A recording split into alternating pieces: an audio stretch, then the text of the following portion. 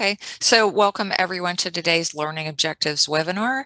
We are going to be hearing from Eric Hobbs, who's the president of Technology Associates, and he's going to kind of break down what the learning objectives are from some of the big breach reports that come out every year. Caroline Jordan is also with us from Technology Associates. I was going to let her introduce Eric. Thank you so much, Catherine. Hi, my name is Caroline Jordan. I'm Director of Marketing for Technology Associates, a Raleigh-headquartered full-service technology solutions firm specializing in providing IT services, strategy, guidance, and support for small to medium-sized law firms for the past 25 years. Our unique process centers around improving business efficiency, lowering capital costs, and identifying and mitigating risk. Today, we will focus on understanding the cybersecurity reports, as Catherine mentioned, and also talk about some strategy and best practices for law firms. I'm pleased to introduce our president, Eric Hobbs, who will lead us through today's webinar. And as Catherine said, if you have any questions, please drop them in the chat box and we'll be happy to answer them at the end of the presentation. Awesome. Thank you, Caroline. Cybersecurity, a big topic. The reason we put this presentation together is we obviously see a lot of this stuff, both from our clients and the research that we do and being in touch with the industry. And we see a lot of information around cybersecurity. Unfortunately, a lot of it seems to be much more hype than fact. So we put together this presentation to really cover a couple of three really key pieces. Number one, which risks are most exploited and why? And this is not just us, grasping at what we're seeing. We did a lot of legwork to find out really the best reports that were out there that we could rely on actual data from actual breaches and distill that down to actionable information. So number two, highlight the risks that you and your firm should really be worried about. There's a bazillion things when it comes to cyber security. But if you look at the breach data, it really comes down to just a couple of key things. And then number three, give you some action steps to take to protect your firm. So which cybersecurity risks are exploited and why? And this is the information that we used. The 2021 FBI IC3 report, and this came out in May of last year. So we expect another one to come out here pretty soon. In the 2021 Verizon Data Breach Investigation Report, or DBIR, and the most recent one came out just a couple months ago. And we've taken a look at that. No big, huge changes, but we may kind of highlight a couple of things that is a little different there. So basically, my purpose in this is I refuse to repeat dramatic headlines designed to scare you or cast a wide net regarding all things cybersecurity related. Our goal, like I said, was really to use real data, highlight where your biggest risks are, so you can be better focused, so you can really better focus your efforts.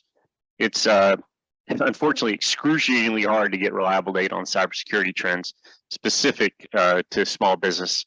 The small business environment. Most of the info that we see out there is kind of thinly veiled sales pitches aimed at selling a specific product or solution, or shallow clickbait hype like 80 eye-popping cybersecurity stats, or outdated. And for me, basically anything over 2 years old is outdated. So I believe that data about small business cybersecurity incidents is pretty significantly underreported, and there's a couple of reasons why. Number one, it's embarrassing to share that you've been hacked. Most people kind of want to keep it under wraps, and there's really no one recognized central reporting authority. Although FBI's ICC is gaining traction and is becoming kind of the de facto place to report these type of breaches. And then lastly, small business cybersecurity incidents are underreported because they're a couple of industries aside, there's a lack of reporting requirements. And we did some other information specific to law firms about kind of the reporting requirements for breaches. There's going to be more and more requirements to report this stuff and not be able to hide it as we go along. So where do we get the facts from? Again, 2021 FBI IC3. We'll put the links in this presentation so you can get to it in the 2021 DBER. And again, yes, it's Verizon. Indeed, they are selling cybersecurity services, but I found that their report was very thorough, unbiased, well-written, and it includes data from like 75 different data sources, different companies, 60, the majority of which are really outside of Verizon, so not their data. So let's get into it. So breaches, what's an incident? What's a breach? Breaches, that's social engineering, which is tricking a user into giving up credentials or downloading software. Web application attacks, which are compromising a cloud app, and that is typically email-based cloud, and that's also very typically Office 365. That's the majority of what these things are. And then lastly, system intrusion, and that is inclusive of malware, hacking, ransomware, all of those typical things that you would think of in a breach. So together, 80% of breaches are just those three pieces: social engineering, web application, and system intrusion. And the social piece is big. I mean, that's 35% of all the patterns in breach, and that's tricking someone into doing something. That's where a lot of this stuff comes from. So incidents, couple of big ones: denial of service, and typically outside attacks aimed at bringing down a network through overloading it with traffic is historically is what's been a denial of service. But the way Verizon categorizes this is basically any lack of access to your systems is a denial of service. So even if your passwords are changed or you get ransomware, that is classified in this as a denial of service attack. Web application attacks, again, compromising cloud apps, Office 365, email compromises, and then social engineering, again, tricking a user into doing something. So together, those top three are 75% of the incidences, and denial of service is almost 50%. So what does this tell us? It tells us a couple of key things here. Number one, the majority of issues are aimed to trick users and compromise web-based applications, otherwise known as the cloud. So disavow yourself of the myth that because your applications are on the cloud or your office using Office 365 or whatever, don't think that you're not a vector of attack here, because that is exactly the opposite. And we've seen it. We have various different access policies for Office 365 users, and we see companies that migrate to Office 365 being attacked the very next day. So this is not something that is your ability to hide in cloud services like Office 365 is nil. So what risks are most exploited and why? So action varieties, 85% is people and 61% of credentials, most of which come from people. 3% is vulnerability exploit, but despite this, many businesses are like uber focused on patching as kind of their first step in a proper security. When ransomware is their biggest threat, and that doesn't rely on patches or vulnerabilities to infect your network. When we hear from people out who are not customers or prospective customers or whatever about security, the number one question we get asked is, can you run a pen test? What they really mean is a vulnerability scan. A real pen test can take months, and it's an active person trying to exploit your systems. They're not trying to hack through the firewalls. They're trying to get your users to give up credentials. That's a whole heck of a lot easier than hacking a firewall. We had a call, I don't know, been a couple weeks ago at this point, well, a couple months ago at this point, from a medical practice, and they wanted a pen test so they could, quote, check up on their current IT company. They said they had done one in 2019, and it was time to do it again. And I was shocked by that. When asked why they didn't do it in 2020 and 2021, they said, well, it was too expensive. So pen tests, you can do them for free. There are a lot of great sites out there that are at least darn near free. and that's about what they're worth. Okay, all they're going to do is the vulnerability scans is show you really very common vulnerabilities in systems that at the end of the day, hackers are not exploiting because it's so much easier to trick a user into giving up credentials. So let's talk about money. Everybody's favorite subject. So business email compromises, and we'll get a little further into kind of what those are. 58% resulted in the loss of funds, which is just staggering to me. Computer data breaches, 24% resulted in a loss of funds, and ransomware, only 10% resulted in a loss of funds. But what do you hear about all the time? You hear about ransomware. Is getting to the point that with good backup systems, ransomware isn't a thing anymore. But here's a shift that we've seen, and you're starting to see it in the data. It used to be that the hackers would put ransomware on, immediately lock your systems, and then demand money to unlock them. When that really kind of ramped up, a lot of businesses were super focused on getting their backup and disaster recovery systems lined out right. So they could say, no, we're not going to pay you, splash the systems, put it back the way it was a week ago, and we're happy. And so we started seeing the effectiveness of ransomware go down. But then what the hackers are doing now is they drop command and control software on a network. They're poking around in it for sometimes months. They find out what the deal is with your backups. Sometimes they'll disable them, and if you're not monitoring that stuff, you won't even notice. And then past that, they'll download your data. So then when they do lock your systems, it's okay, you don't want to pay us, you got to go back 2 months because you didn't notice we turned your backup off, or if you don't pay us, we'll release your data. And we're starting to see more of that. But that's really where a lot of the hype is. But it's business email compromises from a money standpoint, and computer data breaches from a money standpoint, that ransomware just pales in comparison there. So it's fairly evenly distributed dollar-wise as far as the payout goes, what the cost to businesses is. But remember that only 10% of the ransomware resulted in a financial loss, while almost 60% of the business email compromises did. So that's where you should be focusing your time and your attention. So I think this kind of really drives it home from the FBI stats and FBI reports.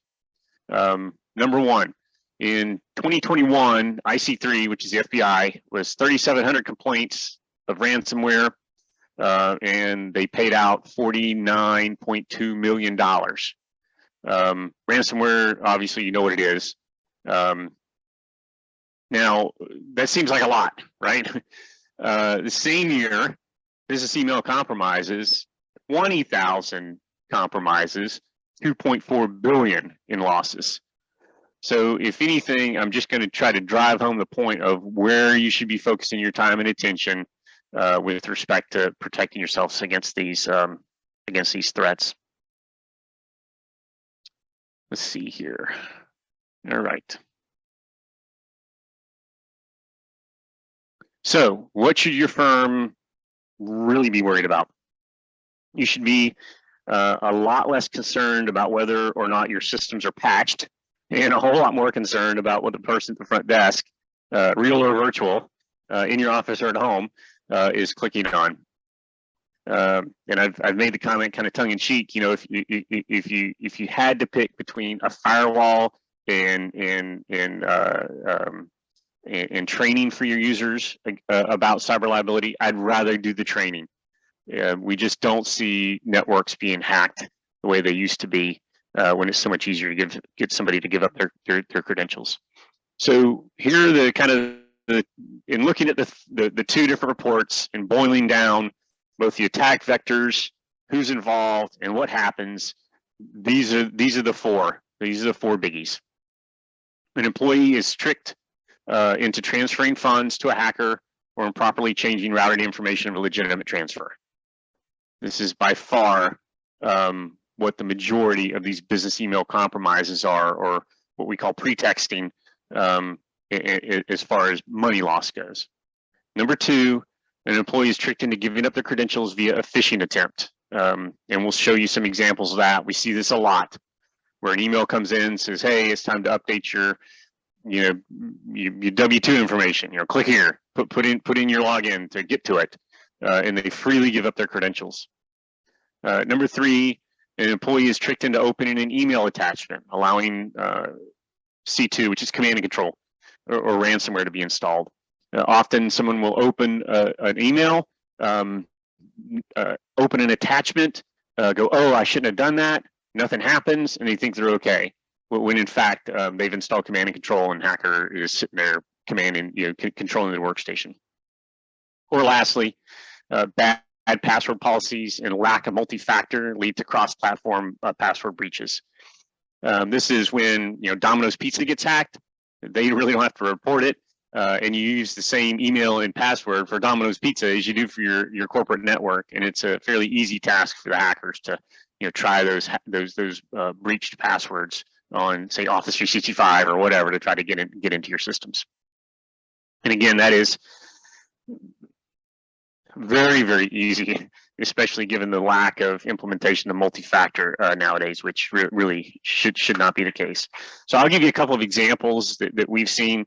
Number 1, there was a home builder here in Raleigh. Again, we won't name names to protect the innocent, but funds were rerouted on 2 separate closings over a 1-week period of time. Hackers had access to their email accounts and emailed the home purchaser, to update account info just prior to the transfer. So they were watching emails going back and forth. They could see that this purchase was going on, and right at the last minute, they're, oh, wait, we changed our banking information. Here's updated banking information. Send the funds there.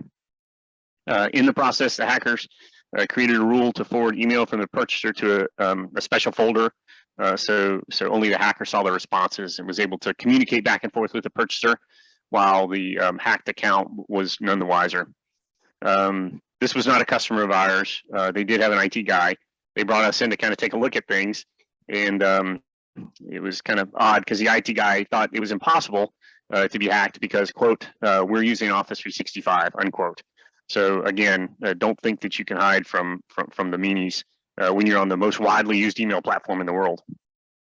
Number 2, it was a manufacturer in Raleigh. Again, not a customer of ours. They regularly purchased semi-trailers from a vendor down the street. They purchased 1 or 2 a year. They've been working with this vendor for 15 years, and not clear which side the hack was on, but hackers rerouted purchase information for semi-trailers versus using the business email compromise, and stole a lot of money that was never able to be recovered. There was a distributor in Charlotte that was our customer. Their supplier, they were a reseller, their supplier's AP person had their email account compromised, and hackers rerouted nearly $500,000 in payments that we know of. So that was a biggie. And then lastly, and this kind of shows how sophisticated things are getting. It was a technology company in Raleigh. Hackers purchased a domain name just 1 letter off from their domain.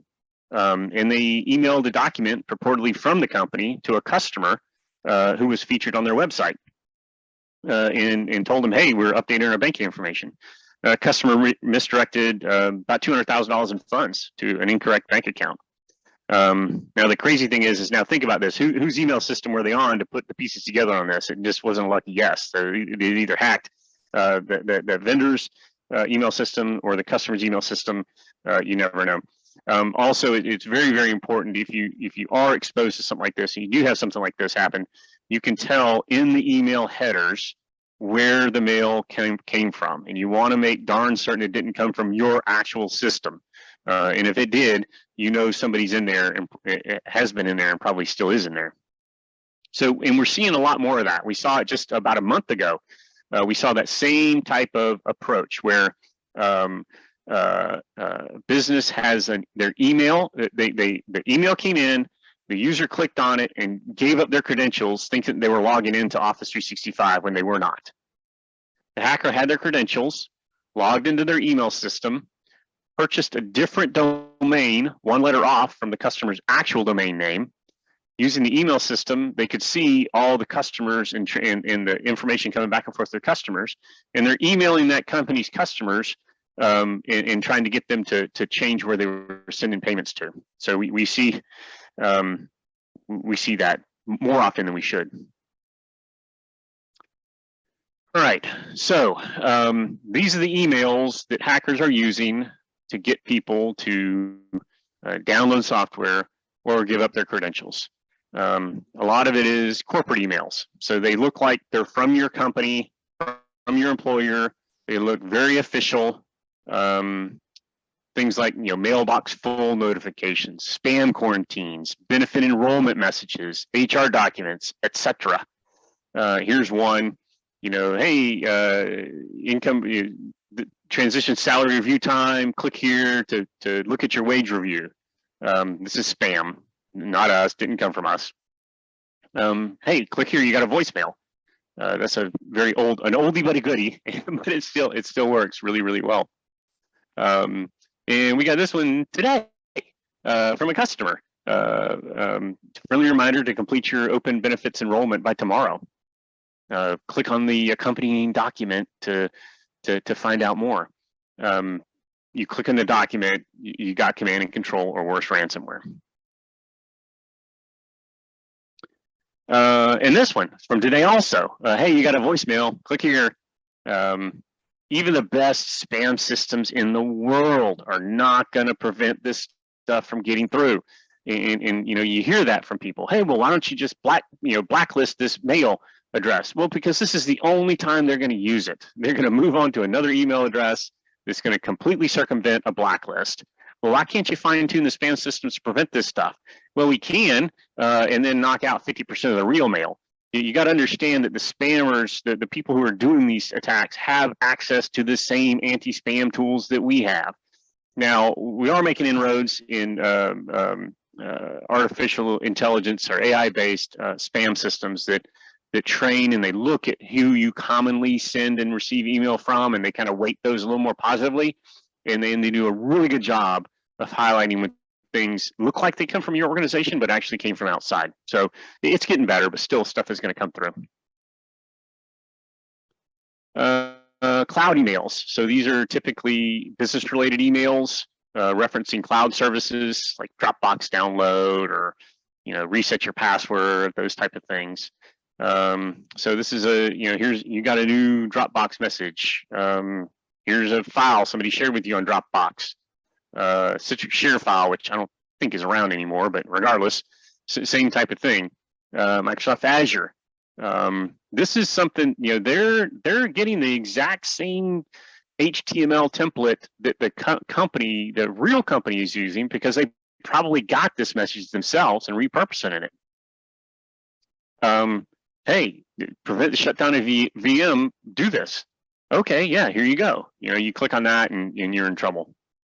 And then your emails needs upgrading, click here, do this, do that, that type of thing. Now, some of these are easy, you can tell this is a domain that probably isn't right, but as we've tried to explain to a lot of people, there's no back checking what this is. I mean, you could send it from, helpdesk@microsoft.com, and it would display this when it actually came from somewhere else. So looking at this stuff is not as effective as it used to be, because obviously hackers have kind of learned the trick and got around that.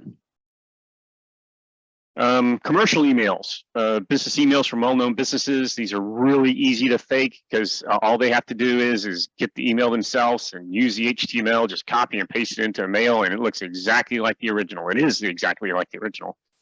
This is typically shipping confirmations, wire transfers, password resets, yada, yada, yada. DHL, shipment verification, another oldie but a goodie. FedEx, here, come print your receipt. If you actually sent something from FedEx, I think it's very easy to click on this and think that you're doing the right thing. LinkedIn account was suspended. Click here to unlock it. TD Ameritrade or TD Commercial Banking. Download these protected documents. And I think the original one, at least the first one I remember, that wasn't the prince looking to move money around, was UPS. Click here for the shipping label. And then what is more and more prevalent is consumer emails. So these are emails that the general public would get, not necessarily maybe business related. And a good example is, Amazon, Netflix, account resets or verifications.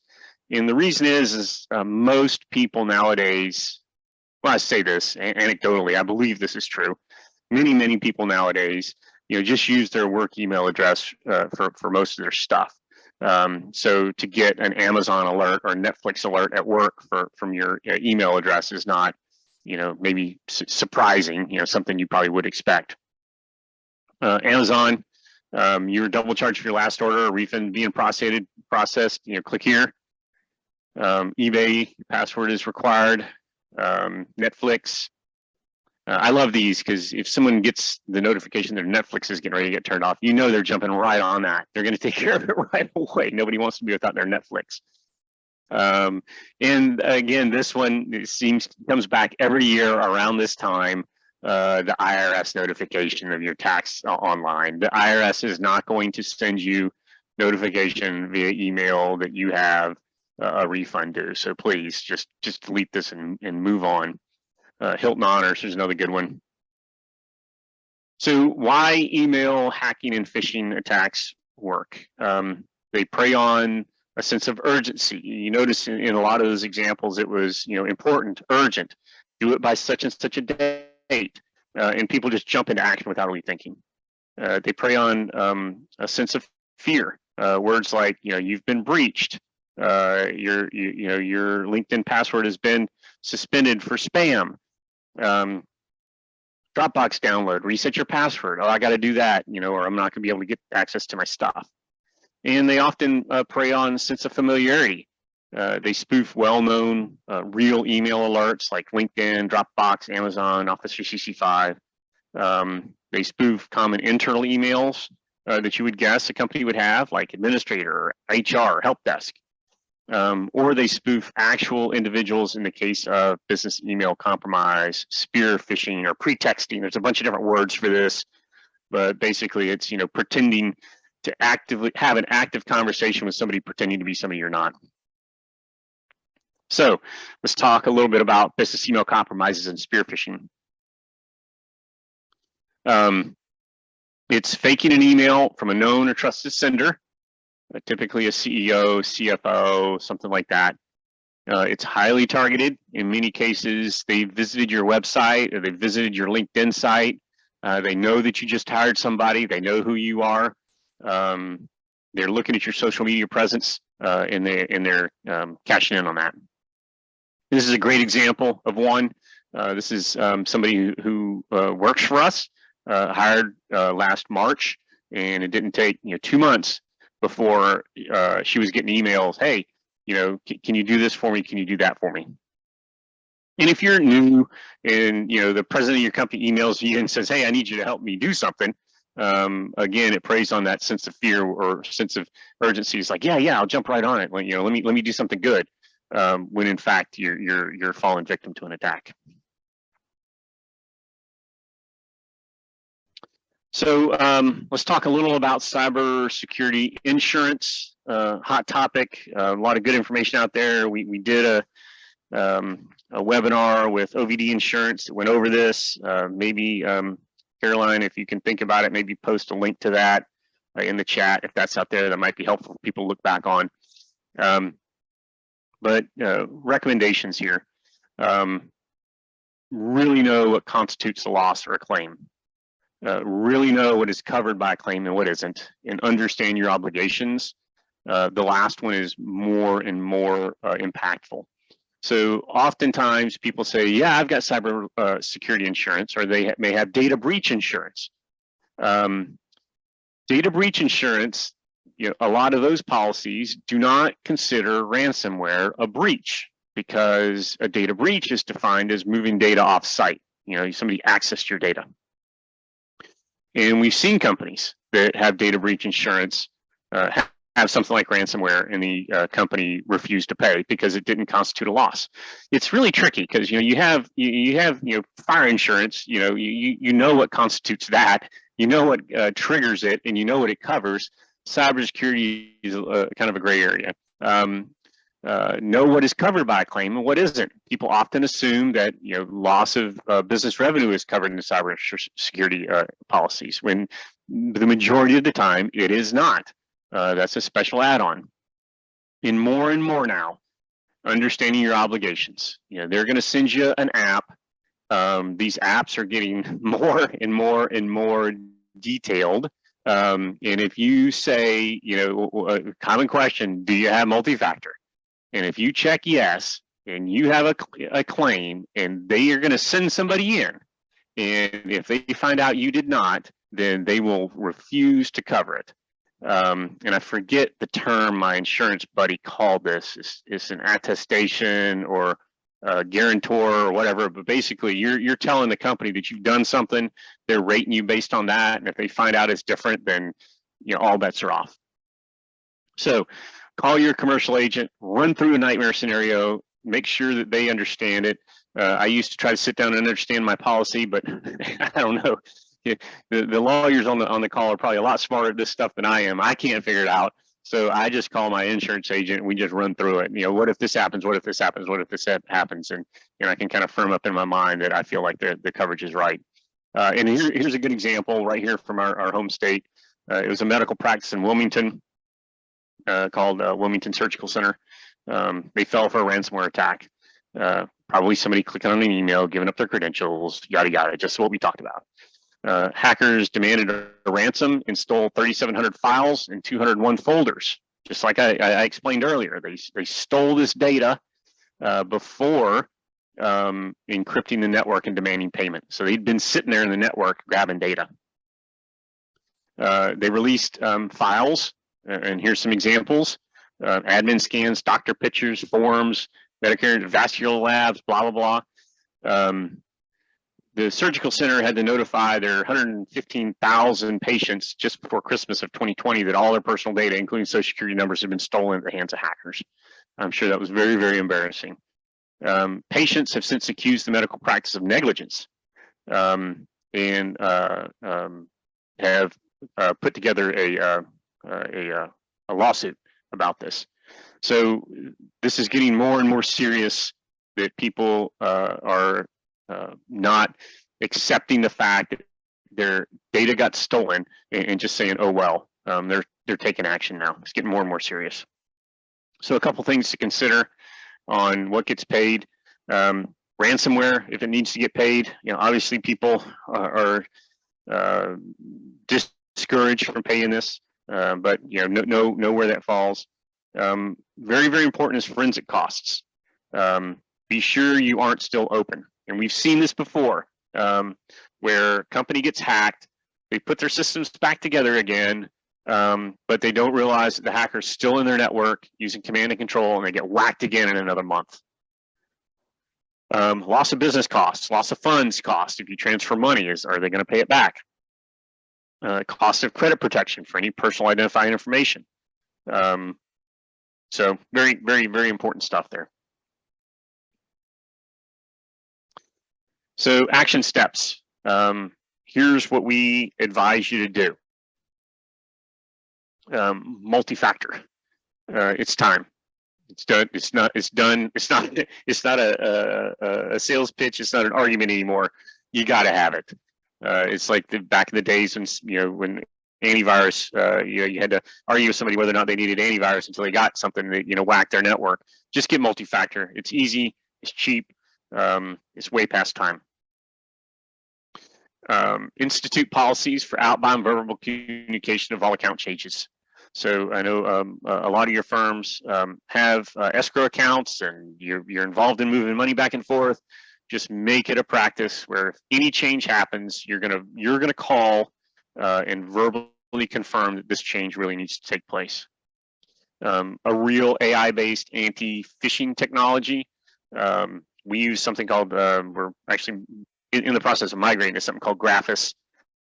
If you're on Office 365, they have something called Advanced Threat Protection. Anything that's kind of next level anti-spam needs to be there. Real endpoint security with threat intelligence systems. So WebRoot ain't cutting it anymore. So if you're using kind of traditional, Symantec or WebRoot or those antivirus systems that were, indispensable 10 years ago, they don't work. Not against the stuff that's out there today. Kind of the creme de la creme right now is CrowdStrike. Does an outstanding job of looking at systems and what's running on PCs and how data is moving across and all that stuff. So it's well worth the money.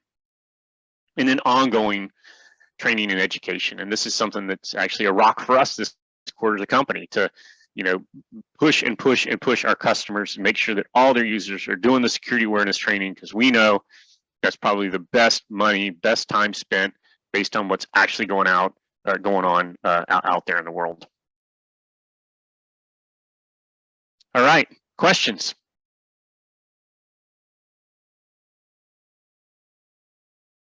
Caroline, any questions? I'm not seeing any just yet, but I will continue to stand by. Somebody's got to have a question. This is Catherine. I will stop the recording so that if any of you are shy because you don't want to be recorded asking a question, I will stop the recording and then I have a few questions. Cool. So thank you very much, Eric. And we'll be back next month talking about virtual law practice.